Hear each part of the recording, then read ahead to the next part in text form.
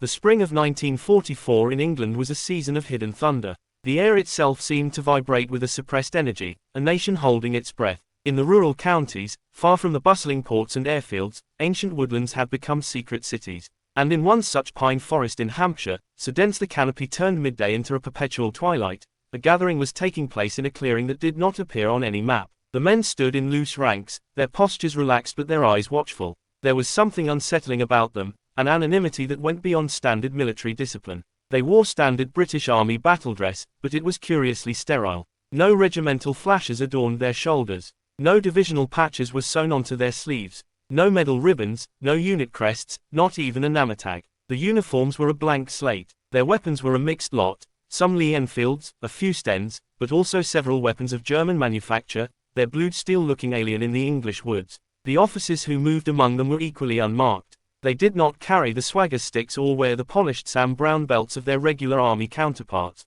Their commands were given in low tones, the names, if they were their real names, never spoken aloud where others might hear. Written orders were a rarity. When they were absolutely necessary, they were scribbled on slips of paper that were burned immediately after reading. These men belonged to a formation that did not officially exist. It had no War Office number, no table of organization, no line in the Army's vast accounting ledgers. To the few high-level planners who knew of it, it was referred to by a deliberately bland and forgettable codename, the Special Duties Section. To its members, it had no name at all. This unit was not designed for glory. It was not mustered to charge enemy lines or plant a flag on a conquered position. Its entire purpose, its reason for being, was rooted in a single, paradoxical concept: to disappear before anyone even realized they were there. Their value was measured in their absence, their success in the confusion of an enemy who never quite saw them. They were not spies. They lacked the language skills and deep cover training for infiltration. They were not commandos. Their mission profile involved evasion, not direct assault. They were not saboteurs, though sabotage could be a tool in their kit. They were something far stranger, a hybrid creature of modern warfare, and in the complex, desperate calculus of the impending invasion, they were far more vital than anyone outside a handful of rooms in Whitehall could possibly understand. They were architects of chaos, weavers of false narratives, and their battlefield was not land, but the mind of the enemy. In the shadowy, compartmentalized world of Allied military intelligence, they were known by many names, whispered in the hushed tones reserved for state secrets. To a handful of staff officers at SHAEF, they were the Ghost Platoon, a spectral force that could be summoned and dismissed with a single, encrypted command. Among the logistics corps who sometimes stumbled upon the bizarre equipment, they were the Disappearing Company, a unit that would occupy a field one night and be gone by morning, leaving behind not tracks, but questions. To the few frontline commanders who benefited from their work without ever understanding its source, they were the Silent Battalion, a presence felt only in the confused and delayed reactions of the enemy. But on the vanishingly rare occasions when the designation was committed to paper, stamped top secret,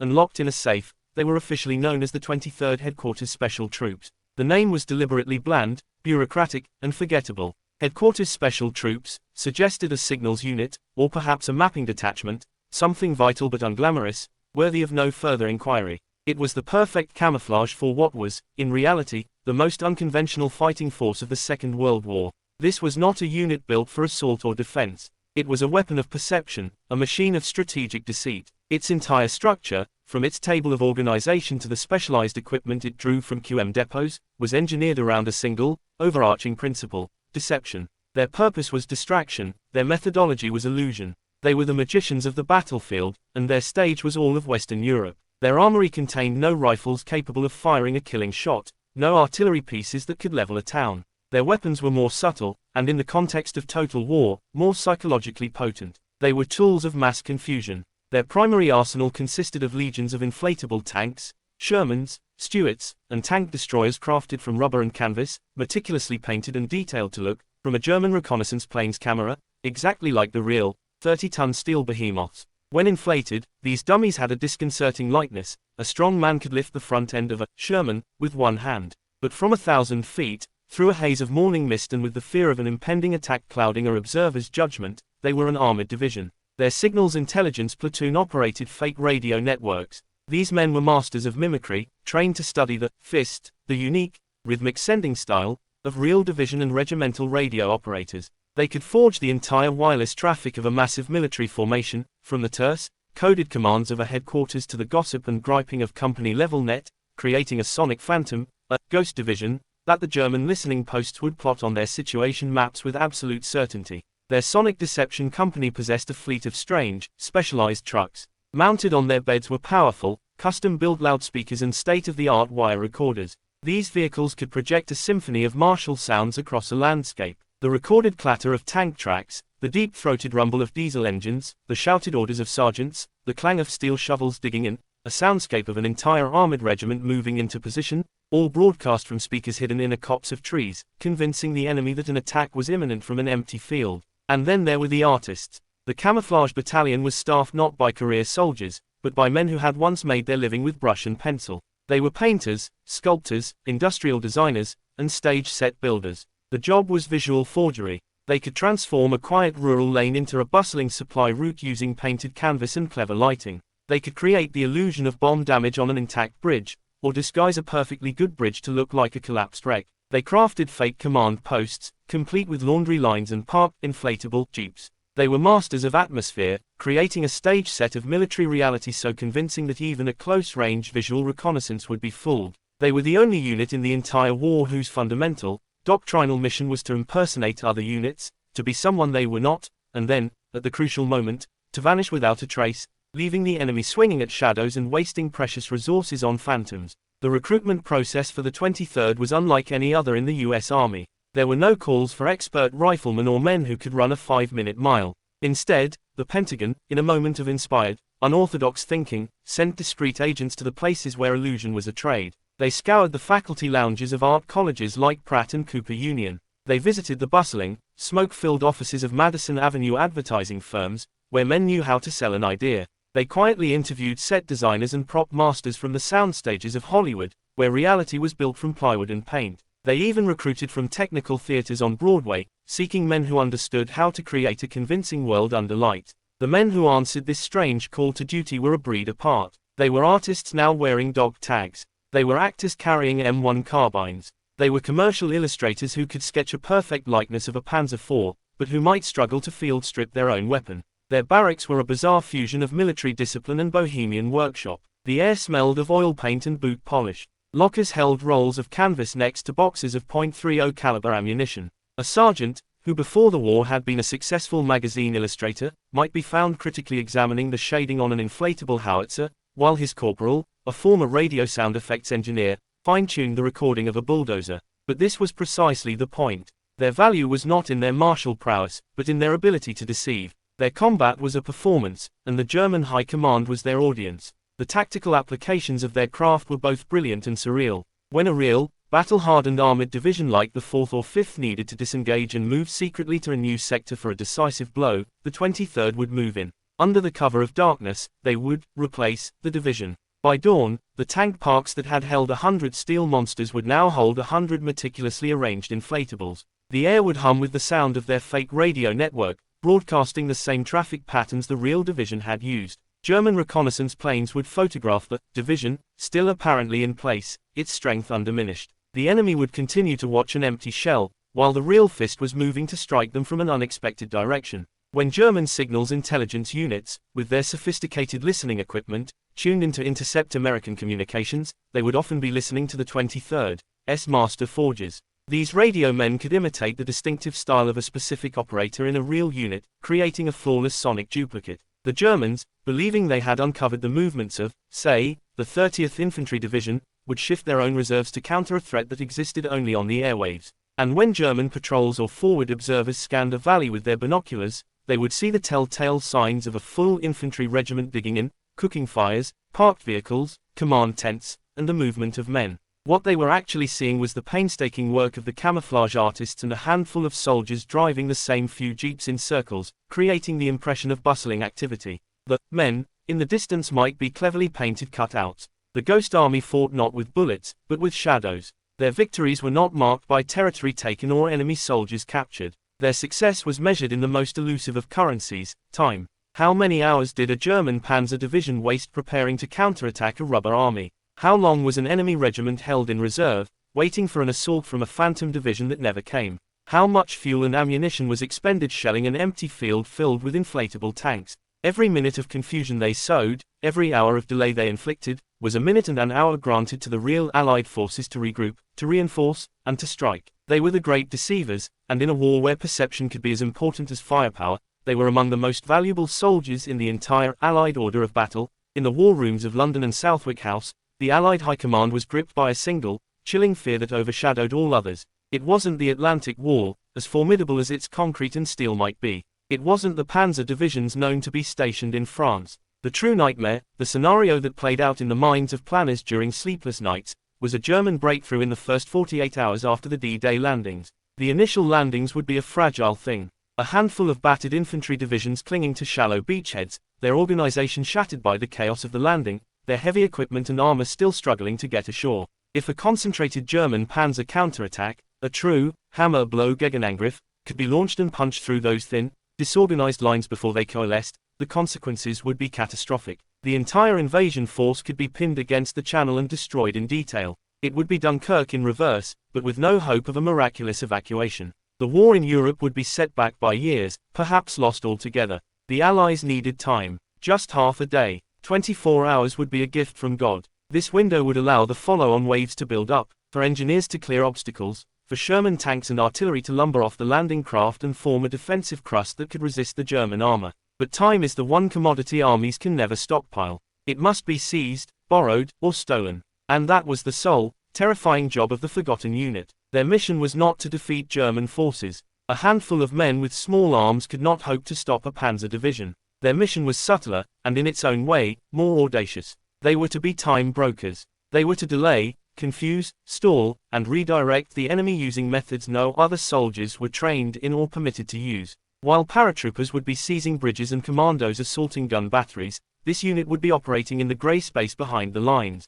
They would be the ghost in the German machine. A blown bridge here could delay a battalion for hours. A cut telephone line there could isolate a forward unit from its command. A carefully planted piece of false information, whispered in the right ear, could send a regiment marching in the wrong direction. A booby-trapped road sign, an ambush on a reconnaissance patrol, a fake mining of a crossroads, 1,000 tiny, venomous pinpricks, each one a small theft of the enemy's most precious resource, time. They were not there to win a battle, they were there to ensure that when the battle was finally joined, the Allies would have the time they needed to win it. They were the sand in the gears of the German war machine, a granular, invisible resistance designed to grind the blitzkrieg to a halt before it ever got started. The Normandy countryside in the days following D-Day was a landscape of controlled chaos and desperate fragility. The Allied foothold on the continent was a tenuous thing, a series of beachheads still being stitched together under constant artillery fire and localized counterattacks. In one such sector, a narrow corridor held by a battle-weary regiment of the 29th Infantry Division, a crisis was brewing.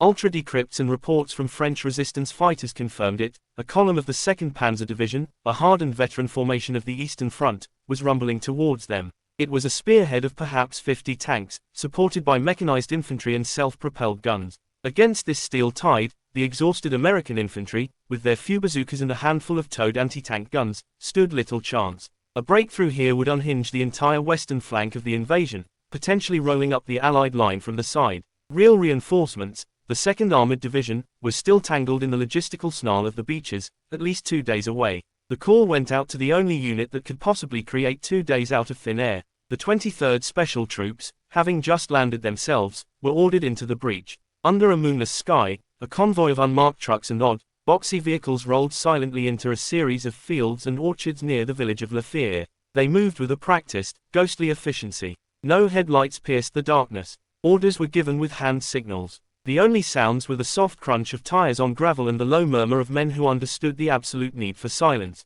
Their work began. From canvas duffels, they unrolled and began inflating their arsenal. Compressors, powered by muffled generators, hissed quietly as the rubber forms took shape. First, the skeletal frames, then the bloating bodies, until finally, standing in the Norman fields, were rows of M4 Sherman tanks. They were unnervingly light. A strong gust of wind could send one tumbling, so each was tethered with discrete stakes. Next came the inflatable half-tracks, the rubber jeeps, the dummy artillery pieces. Meanwhile, the camouflage experts went to work. They used sprayers to create the illusion of tank tracks leading into the positions. They scattered authentic-looking debris, empty fuel drums, discarded ration boxes, shell casings they had brought with them. They set up tents, but only half of them, the way a real unit would when expecting to move out again soon. As the first grey light of dawn touched the hedgerows, the Sonic trucks positioned themselves in a small wood at the edge of the deployment area. Their crews, former sound engineers from RCA and Paramount, threaded the spools of their wire recorders.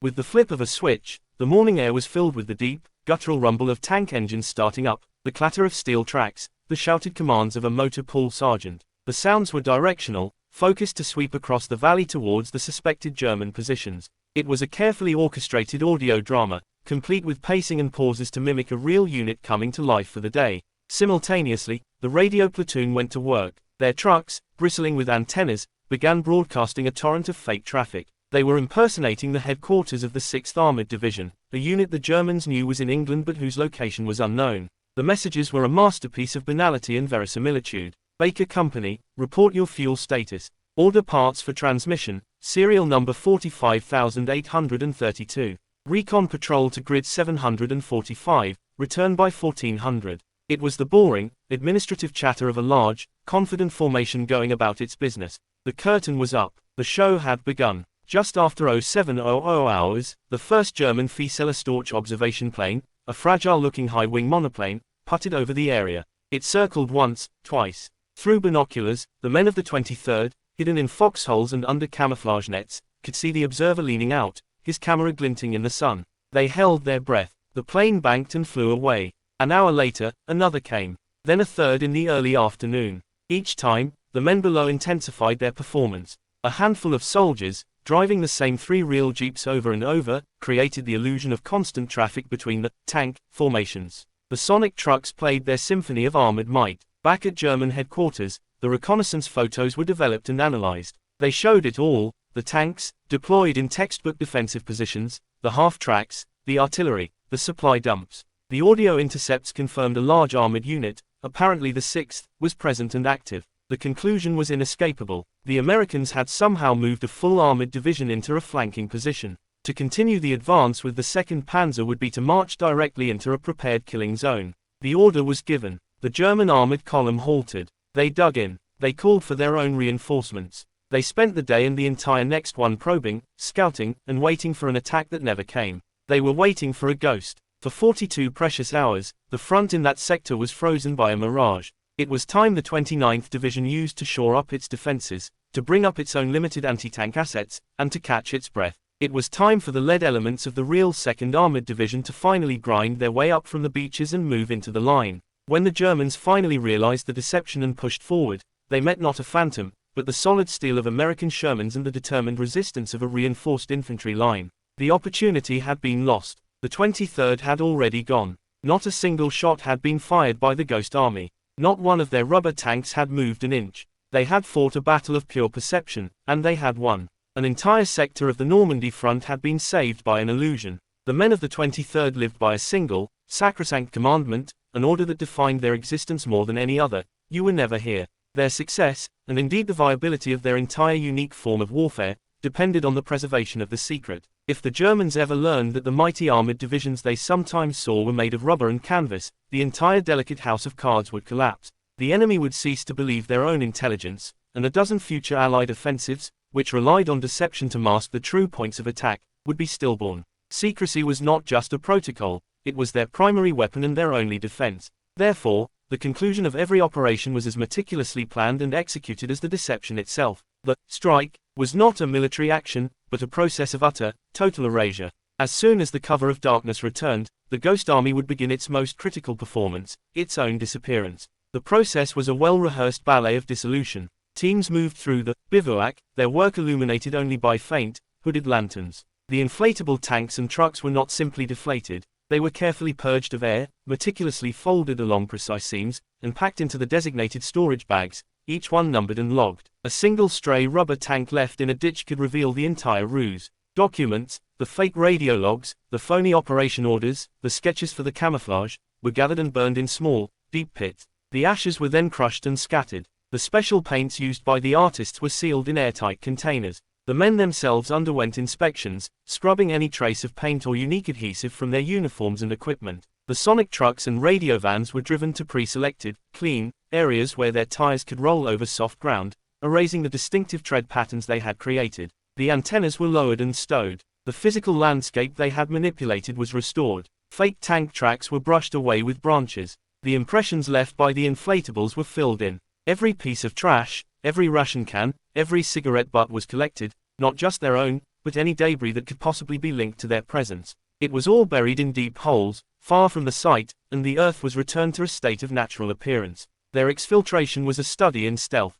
They did not drive out in a convoy. They departed in small, staggered groups, using different routes each time, often moving cross-country to avoid leaving a concentrated trail on any single road. They would rendezvous at a distant, pre-arranged location, often melding seamlessly into the vast, anonymous stream of Allied military traffic moving to and from the front. By the time the sun rose on the fields they had occupied, the earth told no stories. There was no sign that a 1,000-man unit, with a full complement of armor, had ever been there. It was as if the land itself had dreamed the entire thing. This commitment to invisibility was so complete that many of the regular GIs fighting in adjacent sectors never knew the 23rd existed. They would hear rumors of phantom divisions, see strange, unmarked trucks, but it was all chalked up to the general fog of war. The truth was far stranger than any rumor, and the silence followed them home. After the war, the men of the 23rd Special Troops returned to a nation that knew nothing of their service. Their records were sealed. Their stories were classified. They were forbidden from speaking of the unique war, even to their own families. For nearly 50 years, they were the ghosts of their own story, their incredible contributions to the Allied victory hidden in plain sight, a secret victory that had to remain secret to preserve its own powerful legacy. They had been designed to leave no trace, and for half a century, they succeeded. For the men of the 23rd, the end of the war brought not just relief, but a complex and lingering unease. They were soldiers who had worn the uniform, endured the discipline, and faced the very real dangers of the European theater, yet their service defied every conventional narrative of combat. Many carried home with them a strange, unspoken guilt, a psychological dissonance that would echo through the quiet years of their civilian lives. They were soldiers, sworn to fight and defeat the enemy, yet they had rarely, if ever, fired their weapons in anger. Their M1 carbines were more for personal defense and the maintenance of their cover than for offensive action. While their brothers in the infantry and armor were engaged in the brutal, visceral work of close-quarters combat, the men of the 23rd were setting up speakers and painting canvas. In a culture that measured martial contribution in terms of ground taken and enemies killed, their war felt, at times, surreal and almost illegitimate. Yet, the risks they faced were profound and unique. Capture was a constant, chilling possibility. If taken, they would not be treated as ordinary prisoners of war. Their very mission, perfidious impersonation of enemy units, placed them in a legal grey area under the Hague and Geneva Conventions. The Germans could have legitimately considered them spies or saboteurs, charges punishable by summary execution. Every time they operated behind the lines, pretending to be a unit from the 75th Infantry or the 11th Armored Division, they were walking a tightrope without a net. A single misplaced patch, a slip of the tongue in a fake radio transmission, or a curious local farmer could expose them. The pressure was a psychological warfare waged on their own nerves, a constant, low-grade hum of existential fear. Their impact on the war, however, was immense, if invisible on the surface. They were the unseen architects of enemy confusion. They had lured entire German divisions, like the Panzerlehr, into fruitless defensive positions, leaving other sectors weak for actual Allied attacks. They had diverted armored units on long, exhausting marches to counter phantom threats, burning precious fuel and wearing out tank treads on wild goose chases. They had confused intelligence officers at the highest levels, contaminating the German situational awareness with carefully crafted falsehoods that rippled through their command structure. Most importantly, they had bought time, hours, and sometimes entire days, for bloodied Allied units to regroup, for reinforcements to arrive, for evacuation routes to be secured. At the Siegfried Line, during the Battle of the Bulge, and in the final push across the Rhine, their deceptions had directly shaped the battlefield. But their battlefield was an ethereal one. It was made of rubber that could be punctured by a stray piece of shrapnel, of paint that could run in the rain, of fabric that could tear in the wind, of sound waves that dissipated into the air. There were no heroic charges, no captured hills to plant a flag upon. Their victories were negative spaces. They were defined by what did not happen, an attack that did not fall, a breakthrough that was not achieved, a unit that was not destroyed. And yet, in the cold, analytical aftermath of the war, the assessments from the highest levels of command were unequivocal. Generals like Patton and Bradley, initially skeptical of what they derisively called the traveling circus, came to understand the unit's indispensable value. In classified debriefings and later historical analyses, it was admitted that the Allies might not have advanced as quickly, or with such comparatively low casualties, without the work of the 23rd. The unit was credited with saving thousands of Allied lives across multiple campaigns. They had achieved the ultimate soldier's dream, to protect their comrades and defeat the enemy, all while causing virtually no direct casualties themselves. They were warriors who fought with imagination, and in doing so, they saved a world of bloodshed. When the guns fell silent in 1945, the Ghost Army was ordered to perform its final, and most complete, disappearance. The war was over, but the need for secrecy was not. The techniques they had perfected were considered of incalculable value in the new, shadowy conflict of the Cold War. The unit was formally deactivated, not with a parade, but with a quiet administrative stroke of a pen. And then, it was systematically erased. For decades, the 23rd Headquarters Special Troops simply didn't exist. Their extraordinary missions were sealed in classified archives, stamped with warnings that kept them hidden for 50 years. The unit records were either destroyed or buried so deep within the military bureaucracy that they were effectively lost to history. The men themselves were mustered out under a strict gag order, forbidden from speaking of the unique service to their wives, their children, or their friends. They returned to their lives as artists, advertisers, and engineers, carrying a monumental secret and a story they could never tell. They were ghosts in their own homes, the greatest achievements a silent, hidden part of their identity. It was only in the 1990s, as government documents began to be declassified under the pressure of time and historical inquiry, that their story began to surface, fragment by fragment. A researcher would find a cryptic mention in a declassified OS file. A veteran, now in his 70s and feeling the weight of mortality, would cautiously share a faded photograph of an inflatable tank with his skeptical children.